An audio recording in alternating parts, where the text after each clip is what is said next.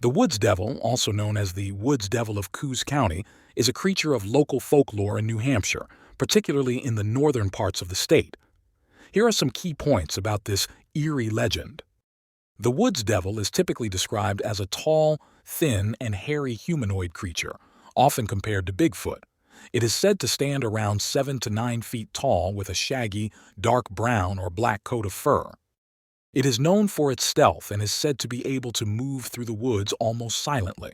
It reportedly avoids humans but may become aggressive if cornered or threatened.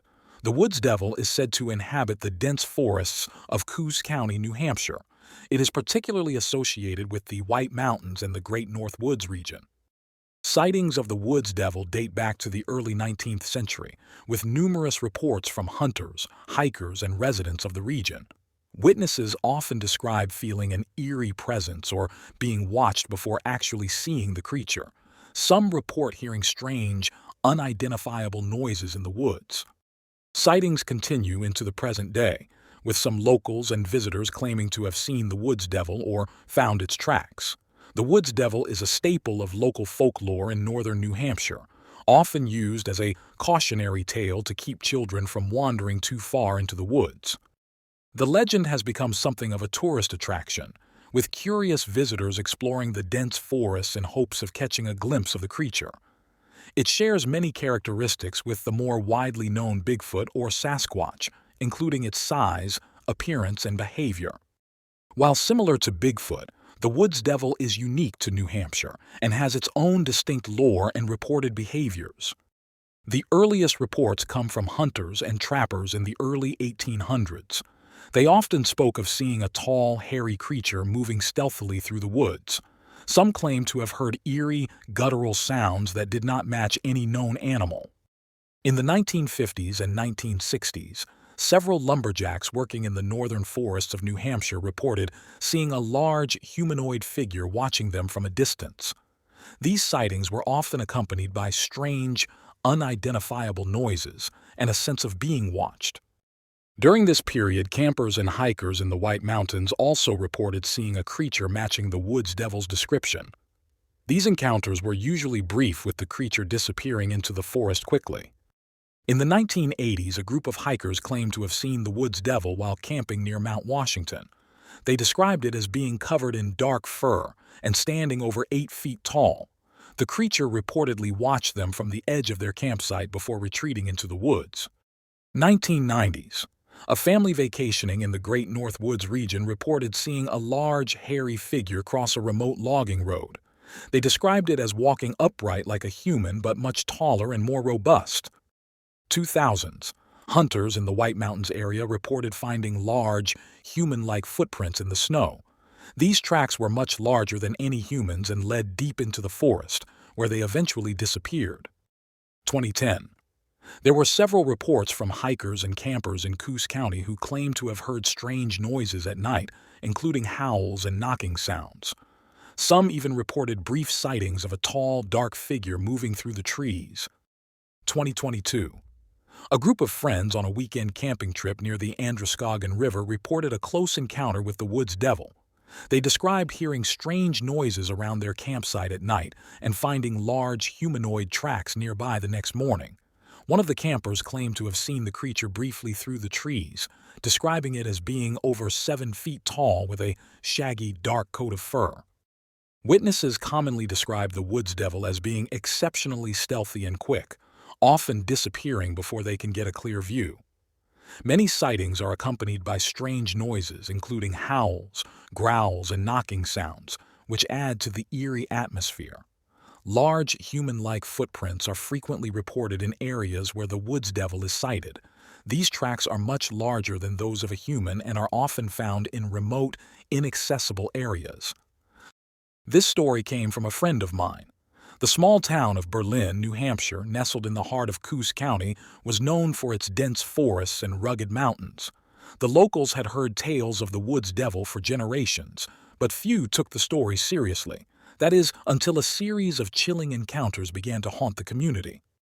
On a crisp autumn evening, Sarah Miller and her friends decided to embark on a weekend camping trip in the White Mountains. They had heard the legends, but they were more interested in enjoying the natural beauty and the thrill of the outdoors. The group consisted of Sarah, her boyfriend Mark, her best friend Jenny, and Jenny's brother Tom.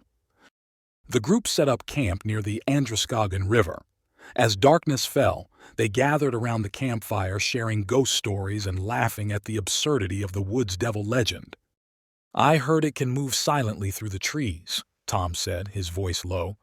"They say it watches you from the shadows, waiting for the perfect moment to strike." Jenny rolled her eyes. "Oh, please. It's just a myth. Probably some bear people saw and got freaked out." As the fire crackled, an eerie howl echoed through the forest. The friends exchanged uneasy glances, their laughter fading. "Probably just a coyote," Mark said, trying to sound confident. But he couldn't shake the unease. Later that night, Sarah awoke to a strange noise outside the tent. It was a low, guttural growl, unlike anything she had ever heard. Her heart pounded as she nudged Mark awake.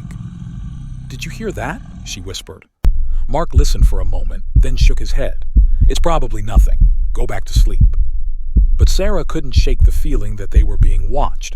She lay awake, staring at the tent ceiling, listening to the rustling leaves and the occasional snap of a twig. The next morning, the group awoke to find large, human-like footprints in the soft earth around their campsite. The tracks were much larger than any of theirs and led deep into the forest. "This is weird," Tom said, crouching to examine the footprints. "These aren't from any animal I've ever seen." They shrugged it off and decided to press on with their hike, hoping to enjoy the day and put the strange occurrences behind them. As the sun began to set, the friends found themselves deep in the forest far from their campsite. "We should head back," Sarah suggested, slightly nervous.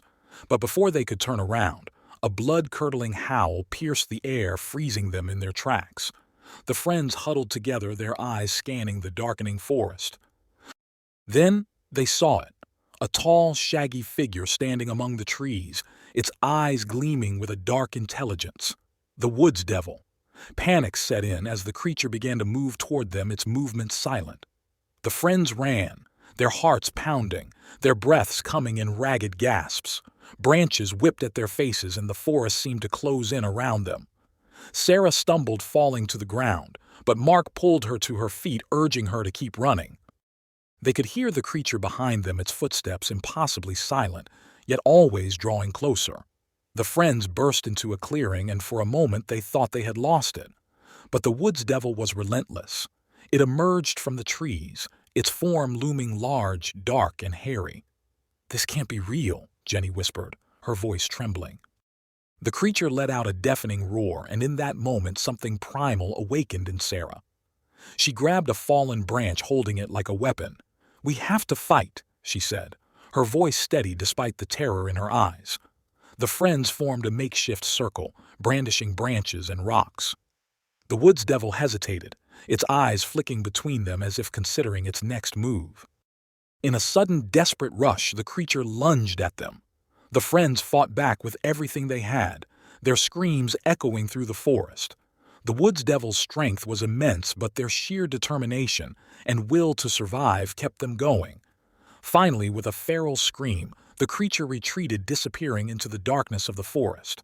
The friends stood panting, their bodies bruised and bloodied but alive. They stumbled back to their campsite, packed up their gear in frantic silence, and made their way back to civilization as quickly as possible. The encounter had shaken them to their core, and the legend of the woods devil was no longer just a story. Back in Berlin, they shared their tale with the local authorities, who listened with skeptical ears. But the friends knew what they had seen, and the memory of that night would haunt them forever. The woods devil remained a mystery, a dark presence in the forests of New Hampshire. And though the friends tried to move on with their lives, they could never forget the night they came face to face with the legend. Sarah often found herself staring into the woods, wondering if the creature was still out there, watching, waiting. The sightings of the woods devil have contributed to its legendary status in New Hampshire folklore, making it a subject of fascination and mystery.